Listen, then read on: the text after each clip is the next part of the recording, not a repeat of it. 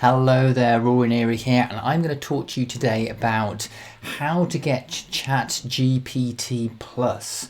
Now, I've actually not got it so far, and I'm really interested to see what effect it's actually going to have on my experience with ChatGPT. Now, before we actually get ChatGPT, there is a way around this, and what you can do is you can put your email address into this area, and I won't do this right now. And if you do that, then almost instantaneously, you will get yourself an email returned to you, and that will give you your own specific logon onto ChatGPT. The email looks a little bit like this. You'll select your logon link and it'll take you straight through to ChatGPT. So that's pretty good already. What I'm going to do now though is I'm actually going to go and sign up for ChatGPT Plus and see if it's going to make my ChatGPT life any better. Now, the slightly strange experience here that you actually need to be logged into ChatGPT before you can actually upgrade to Plus. So make sure you do that little hack that I showed you earlier on. You'll then go to upgrade to Plus. Then I need to go to upgrade plan. Now, I must let you know that I've not done this before, so we'll have to see how well this actually works. Now we end up on a fairly standard purchasing screen here. We can see that it's $20 a month. We can see that I've got to put in some card information and the name on the card and so on. And I can also indicate if I'm purchasing as a business, but note that this is something you'll be charged every single month until you cancel it. So we'll have to have a look later on about the cancellation process for that. Now that I've entered my card details, I can then select subscribe. We can see that I've now subscribed to ChatGPT Plus. I can select continue. And at this point, not an awful lot has changed. I can see ChatGPT Plus. I can also see that the model I can use is either the default or the legacy model. And I guess I'd use the default model at this point because it's going to be optimized for speed.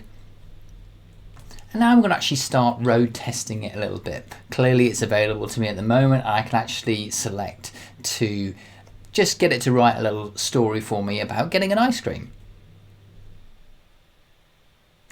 At this point, there isn't really much of a change in terms of the speed that we're getting. Now, I've always quite liked the fact that it comes out in this way. We certainly didn't get a pause before it came through, which is something that we would often see when there's a lot of people using the service. So this is pretty good so far. And as usual, it's written us a nice little story. And we can have a bit of fun with it. We can say, turn this into a poem. And let's just see what the speed is like on that. That's pretty quick, probably quicker than I would normally expect it to do. Now, one of the tests that we're going to do in a moment is we're going to get it to summarize a long document and see how it gets on with that. So what I've done is I've gone to this document here about human evolution in Wikipedia. I've copied it. I actually popped it into Notepad just to see how long it was. It's actually 420 lines long. And then if I pop back to ChatGPT, I can paste that one in there. But I already know from having tested it that it doesn't like this because it's just too long. So the easiest way to get back to that is just to hit the refresh on there. And what I did find is that, pretty well 100 lines is what you're going to get out of this. So what I'm now doing is I've got a cut down version of this. I thought it wasn't very long. It's actually 2,000 words long. I checked that one in Word. So when I pop it into ChatGPT Plus and then say, hey, summarize this document, it's actually then going to go through the document, parse it, and then tell us all about what's happening in the document and tell us about humans. Now, a document like this is quite complex because it's very scientific, and perhaps we'd want to see this in a way that a child could understand. So maybe we could change it up in that way. So it's now ready to do that summarizing. I'm going to hit the go button on that. Summarize in a way that a 9-year-old child could understand.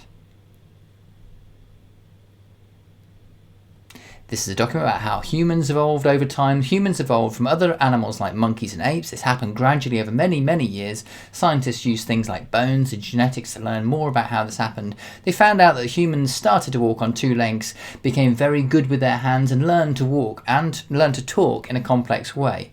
The first humans lived a very long time ago, and over time they changed and developed into very different types of humans that we don't see today. So now I'm going to move on to something a little bit more, maybe a bit more brainstormy. So I'm going to kind of look about a product that I know a little bit about, which is Power BI, and ask it to create a glossary, which is something I did recently. I'll get a bit of a feel for how good it is at doing that. So we're asking it to write a glossary of terms used within the Power BI product. Let's see how it does it. It's pretty good. Power BI desktop, yes, you're absolutely right. Power BI service.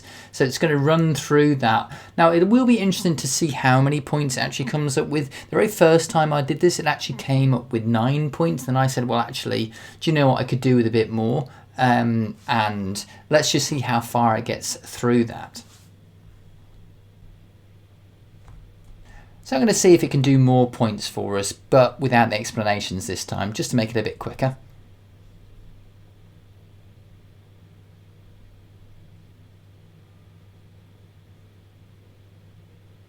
Okay, I think the way in which I actually asked for this was possibly not correct, but it's actually done. It's done a few more things for us here. As we know with ChatGPT, we have to ask it the right questions in order to get the right responses. So I'm now asking it if it can give me the glossary in a JSON format, which is a kind of it's a way of transferring information protocol, and so we'll see how that looks. And as you can see, it's actually done it in a framework which allows us to use it in a slightly different way. As you can see, it's written in a JSON format and presented it back to us. Now let's see if it can do a bit of programming. So I'm road testing it to see if it can actually write a little bit of DAX, which is the formula language for Power BI, and we'll see how it gets on with that. As you can see, it's doing a pretty good job of this. Would this formula actually work? Well, actually looking at it, I'm pretty sure it would actually. I think that looks very, very good. So let's do the part of this to do with like account management. Let's go over to my account. Let's see what our options are here. I'm going to go onto my account. I can go to manage my subscription, and then because I've been here before, I know I'll be able to get here. It's pretty clear that it knows that I've got subscription, and it knows that it renews on March the 16th, and I've got an option to cancel the plan. So if I hit cancel the plan, I can go to here and it says, well, are you sure you want to cancel it? If you change your mind, you can renew your subscription. So I can click cancel plan, but bear in mind that this plan will then exist for that full month. The subscription's been cancelled, and I'm going to click submit on that. I do have the option of renewing the plan, and now I can just return back to OpenAI and start using the chat once more. Now if we jump into the updates and FAQ area, what we can see is that we've actually got something about the ChatGPT Plus, information about our paid subscription plan, so it's worth having a look at that. And there are a few things to note within this. So there's a little bit about ChatGPT Plus and maybe why it's free. People that maybe are on a wait list at the moment, can you cancel your subscription, refund policy, etc. And the bit that I want to sort of get to is that well, we can opt out my data to improve model performance, so you've got to have to form for that to happen, and that might be something you'd want to do.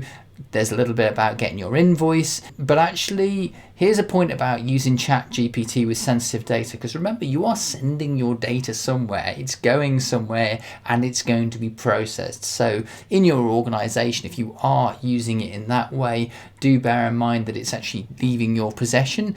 And if you're doing that with sensitive data, then you need to be very mindful of the fact that that's actually happening and whether it's compliant with your organization. So to close off, what have we learned today?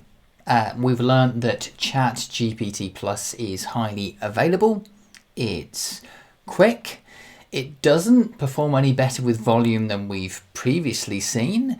The interface for ChatGPT Plus is pretty well the same as before. We saw that there were actually 2 models that you can use.